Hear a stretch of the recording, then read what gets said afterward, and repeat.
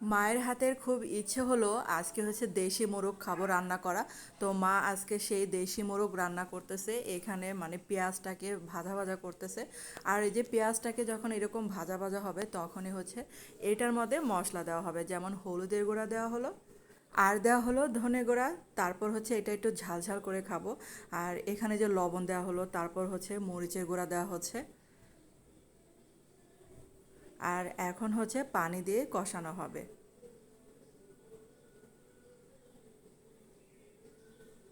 আর এই যে পানি দিয়ে মানে কিছুক্ষণ কষানোর পর এখন হচ্ছে তেজপাতা দেওয়া হলো, মানে গোটা গরম মশলা যেটা। আর দেওয়া হচ্ছে দারচিনি এলাচ, মা আবার এখানে বাছতেছিল দারচিনি এলাচগুলা দিবে এখানে।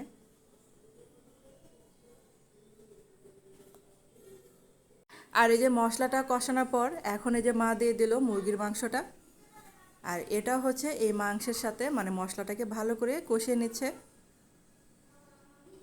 আরেকটা জিনিস লক্ষ্য করবেন যে আমরা যে মানে বাইরে যে দেশি মানে বিদেশি মুরগিগুলো খাই, যেরকম কক মুরগি বা ফার্মের মুরগি, সেগুলা থেকে দেশি মুরগির স্বাদটা যে এত মজার হয়, যতই মানে রান্না করতে একটু সময় লাগুক না কেন, কিন্তু দেখবেন যে দেশি মুরগির একটা অন্যরকম টেস্ট আসে।